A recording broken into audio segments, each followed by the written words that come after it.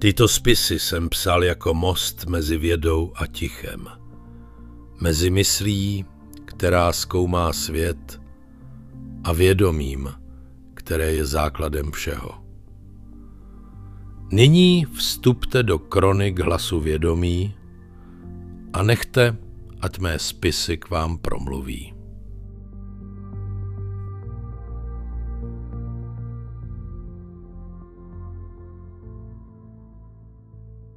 Čau, tak jsme zase tady. Ahoj. A dneska s Eliánem, že? Zdá se, že ten náš génius z věže v horách zase poslal pár myšlenek, co stojí za prozkoumání. Jo, pořád tam bádá, kouká na hvízdy a přemýšlí o všem možným. Přesně. Máme tu od něj několik úvah o vědomí, realitě, jak vnímáme svět a sami sebe. Upřímně není to úplně lehké čtení na dobrou noc, ale je v tom něco, co člověka fakt nutí se zastavit.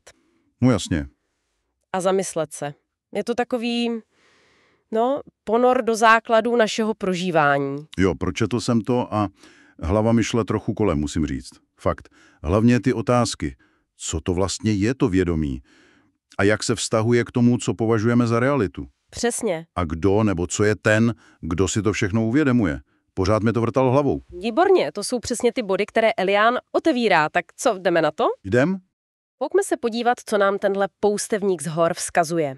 Můžeme začít tou metaforou, kterou si Elián tak trochu vypůjčil od Shelleyho, toho básníka. Přirovnává život, nebo spíš naše konkrétní prožívání, to vědomí ke skleněné kupole. Jo, tu znám. A tahle kupole prý nějak zabarvuje bílou záři věčnosti. To zní dost poeticky, že? Je to silný obraz. Elián to, jak jsem to pochopil, rozvádí tak, že naše vědomí není oddělené od toho prapůvodního zdroje. O té věčnosti, kterou asi nemyslí nekonečný čas, ale spíš ten bezčasový, beztvarý potenciál všeho. Aha, takže neoddělené.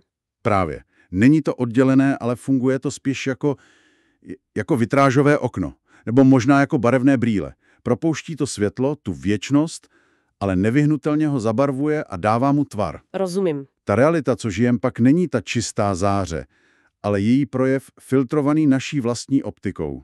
Počkej, takže když se teď dívám třeba na tebe nebo na ten mikrofon, na svět za oknem, tak to, co prožívám, není ta pravá realita, jestli teda něco takového vůbec existuje objektivně, ale jenom její verze, zabarvená mým vnímáním. No. To zní, trochu jako bychom byli v pasti vlastního filtru. Trochu omezující, ne? Přesně tuhle otázku jsem si položil, ale zdá se, že Elián to nevidí primárně jako omezení, spíš jako nutný princip. Nutný princip, jak to myslíš? Jakoby ten nekonečný beztvarý potenciál musel projít nějakým zúžením, nějakým zabarvením, aby vůbec mohl být zakoušen jako konkrétní tvar, barva, pocit. Aha. Bez té vitráže by možná byla jen ta oslňující bílá záře, ale žádný obraz, žádná zkušenost. Co ty na to? To je zajímavý obrat, takže to zabarvení není chyba, ale funkce. Přesně. Že až ten lom světla skrze naší individuální kupoli vytváří tu pestrost světa, kterou známe. Tady to začíná být opravdu zajímavé. Jo. Není to vada, je to vlastnost, která umožňuje zážitek. Přesně.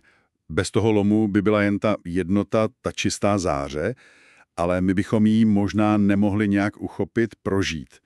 Ta rozmanitost je možná jen díky tomu zkreslení. Dobře, takže klíčová myšlenka tady. Vědomí není jen pasivní zrcadlo reality, ale spíš jako barevné sklo, které ji aktivně tvaruje a zabarvuje. Jo, aktivně. A tohle tvarování není chyba, ale podmínka pro to, abychom vůbec mohli něco konkrétního prožít. A to nás přivádí k další velké věci, o které Eckert píše, totiž k tomu našemu pocitu já. Ano, to navazuje. Kdože ten, kdo se dívá skrze tu barevnou kupoli? Eckert tvrdí, že ten pocit pevného, odděleného já je, iluze. Přesně.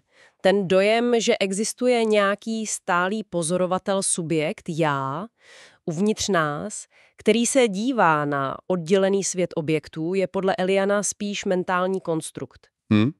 Vzniká prý z toho omezeného pohledu naší mysli.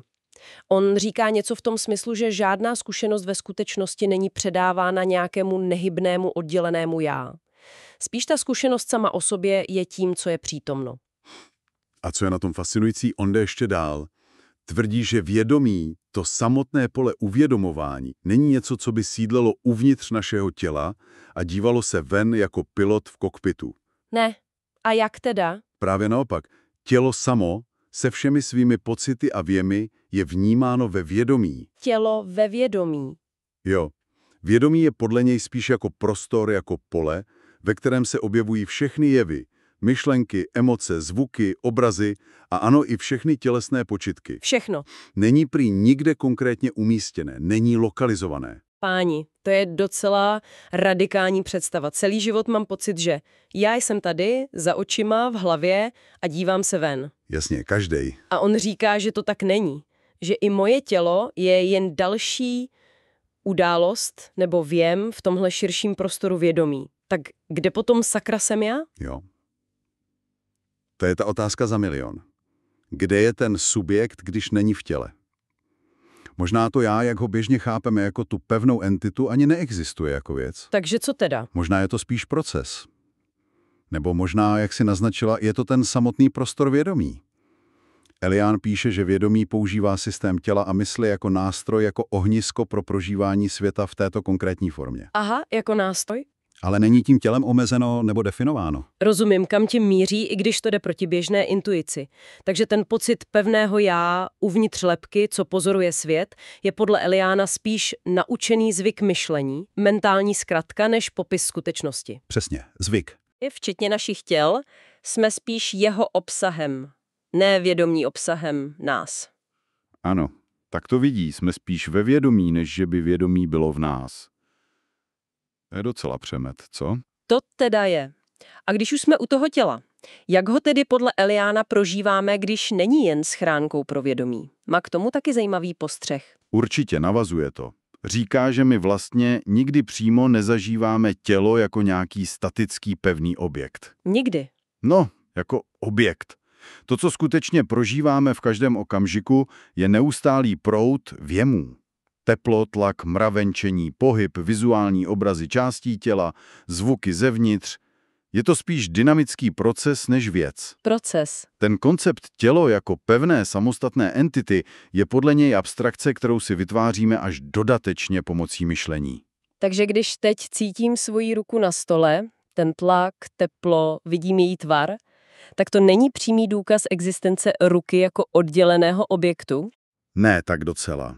ale spíš prožívám shluk konkrétních věmů v poli vědomí, které si následně označí mentálním štítkem ruka. V podstatě ano. Ta přímá zkušenost je ten proud věmů. To slovo ruka nebo tělo je už interpretace, užitečná pro fungování ve světě, jasně, ale pořád jen myšlenka, která je jakoby nadřazená tomu samotnému uvědomování si těch pocitů. Elián dokonce definuje hmotu jako materiál, z nějž jsou domněle tvořeny věci, co leží mimo vědomí, což zase ukazuje, že to vnímá jako koncept postavený na předpokladu oddělenosti. Takže hmoté je vlastně jen domněnka? Z pohledu přímé zkušenosti podle něj ano. Představ si třeba pocit sezení na židli. Není to jeden pocit židle, ale komplex tlaků, textur, teploty, které dohromady interpretujeme jako sezení na židli. To je zvláštní nad tím takhle uvažovat. Tělo beru jako samozřejmost, jako moje, jako něco pevného. Jasně, všichni. A on říká, že je to spíš prožitek, neustálé dění ve vědomí, to mění pohled na všechno, co se týká těla, zdraví, stárnutí, identitu. Jo. Mě to taky nutí se zastavit. Najednou se na to svoje tělo dívám jinak. Ne jako na majetek, ale jako na, řekněme, tanec věmů. Tanec věmů, to se mi líbí. Jo. Takže shrnutí tohoto bodu. Naše přímá zkušenost není prožitkem pevného těla, ale spíš neustálým tokem fyzických věmů a pocitů v rámci vědomí. Pevné tělo jako objekt je užitečný, ale přesto mentální konstrukt. No a od těla jako proudu věmů je už jen krůček k další velké myšlence, kterou Elián rozebírá. Jakou roli hraje mysl ve vytváření naší reality jako celku? Aha. Zmiňuje tam i ten známý výrok, co se připisuje Ramanu Maharshimu. Myšlenka já je matkou světa. Jak to Elian interpretuje?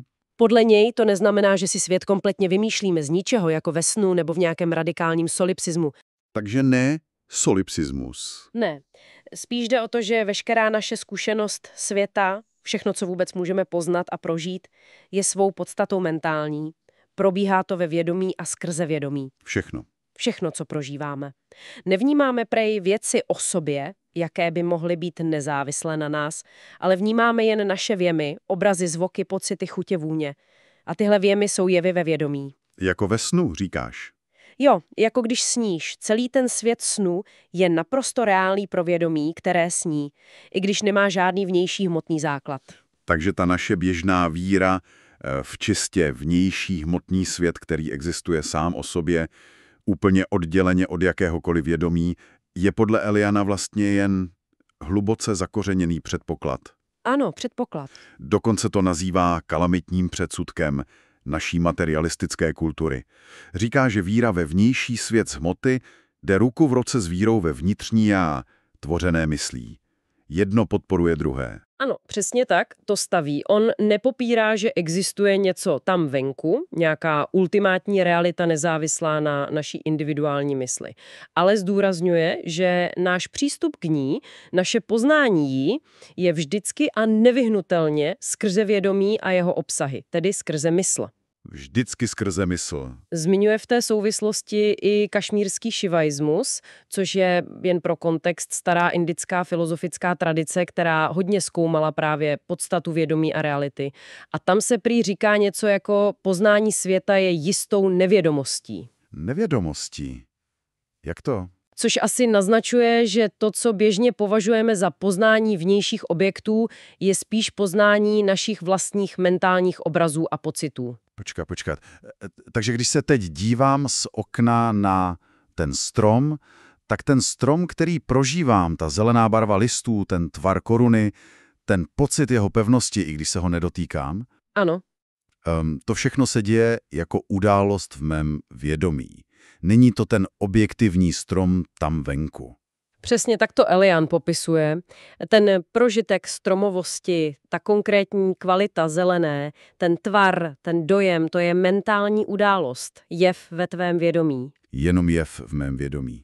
Jestli existuje nějaký strom o sobě, nezávisle na jakémkoliv vědomí, který by měl tyto vlastnosti sám od sebe, to z naší přímé zkušenosti nemůžeme vědět. To je jen předpoklad, na který jsme si tak zvykli, že ho považujeme za fakt. Je to opravdu zásadní posun v chápání reality, když si to člověk zkusí na chvíli připustit.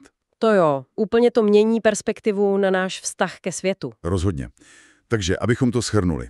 Svět, jak ho známe a prožíváme, je podle tohoto pohledu fundamentálně mentální nebo vědomý. Přesně. Není to popření existence reality jako takové, ale spíš zdůraznění naprosto klíčové, konstitutivní role vědomí v našem prožitku čehokoliv. A tady se můžeme elegantně vrátit k té úvodní metafoře bílé záře věčnosti. Ano. Protože jestli jsou všechny ty obsahy, myšlenky, pocity, věmy, celý ten prožívaný svět tak proměnlivé a závislé na našem vnímání, co je potom to stabilní? No právě. Elian říká, že právě to samotné vědomí, to čisté uvědomování si, které je zatím vším, je neměnné a věčné. Ano, popisuje to jako to pozadí nebo jako plátno, na kterém se odehrávají všechny ty proměnlivé obrazy a děje. Formy se neustále mění, myšlenky přicházejí a odcházejí, emoce se vlní, svět kolem nás se mění, ale to vědomí to zůstává. Které si je toho všeho vědomo, ta schopnost vědět, že něco je, ta zůstává konstantní. To je to, co Elian nazývá poznání samovědomí či boží nekonečné bytí. Je to přítomné ve všech zkušenostech jako jejich základní podstata. A tady se to krásně propojuje zpátky s tím Shelleyhova obrazem život, tedy ta naše konkrétní barevná zkušenost, zabarvuje tuto věčnou neměnnou záři. Dává jí konkrétní podobu, ale ta záře sama, to čisté vědomí, zůstává nedotčené, vždy přítomné. Takže i když se mi mění nálady jako na houpačce, myšlenky mi lítají sem a tam, nebo se mění scéna kolem mě, ano, tak to něco, co si to všechno uvědomuje, je pořád stejné. To je zajímavá a vlastně docela uklidňující představa. Ježe. Že pod vší tou vřavou a změnou je ticho a klid. Ano, zdá se, že to je pro Eliána naprosto klíčové. To tiché, věčné vědomí jako podklad všeho prožívání. Dokonce tam používá i takovéto až mystické spojení. Existuje jen boží tvář. Boží tvář. Což asi míří právě k tomu, že podstata všeho, co se objevuje, je toto jedno všudy přítomné vědomí. Dobře, takže závěr této části. Za všemi proměnlivými obsahy naší mysli a zkušenosti leží neměnné, tiché vědomí, věčný základ reality. Silná myšlenka na závěr. Hodně silná. Fajn, tak to byly docela hluboké vody dneska. Zkusme teď vytáhnout ty nejdůležitější perly, které jsme si z těch Eliánových úvah dneska odnesli. Co tam pro tebe rezonovalo nejvíc? Pro mě určitě to přirovnání k barevnému sklu. Že naše vědomí není jen pasivní zrcadlo, ale aktivně spolutvoří naši realitu tím, jak ji vnímá. Jo, to jo. A že to není chyba, ale nutnost pro jakoukoliv konkrétní zkušenost. Souhlasím. Pak rozhodně ta myšlenka, že náš běžný pocit odděleného já, jako pozorovatele uvnitř těla, je spíš iluze nebo mentální zvyk. Přesně. A s tím spojený pohled, že vědomí není primárně v těle, ale spíš tělo a všechny ostatní věmy se objevují v širším poli vědomí. Ano. A na to navazuje i ten pohled na tělo, že ho přímo neprožíváme jako pevný objekt, ale jako neustálý proud věmů a pocitů. Tanec věmu. Jo, tanec věmu. Že tělo jako koncept je abstrakce, i když užitečná. A nesmíme zapomenout na ten asi nejvíc převratný bod, že náš prožívaný svět, všechno, co vnímáme, je v podstatě mentální povahy, odehrává se ve vědomí. To je klíčový. A že pod tím vším proměnlivým děním jako základ existuje stabilní, neměnné, tiché vědomí, ta věčná podstata, ta boží tvář. Mě osobně asi nejvíc zasáhlo to přehodnocení vztahu vědomí a těla a vlastně i světa. Ten pocit, že nejsem jen tady uvnitř, ale že já i svět jsme součástí jednoho a toho samého pole vědomí. Dává mi to takový pocit menší oddělenosti, většího propojení. A co tebe? Mě to hlavně nutí znovu přemýšlet o tom, co všechno považuji za samozřejmé a jestli to tak opravdu je. Hlavně ten vztah mezi mým vnímáním a tím, co nazývám realitou. Jo, to je ono. A ta představa toho tichého, neměnného vědomí v pozadí, musím říct, že mi to dává určitý druh klidu nebo nadhledu. Možná. Rozumím. Než to dneska zabalíme, možná bychom mohli nechat něčím posluchačům pár otázek k dalšímu přemýšlení, inspirovaných tím, co tu dnes zaznělo od Eliána. Dobrý nápad, hoď tam něco.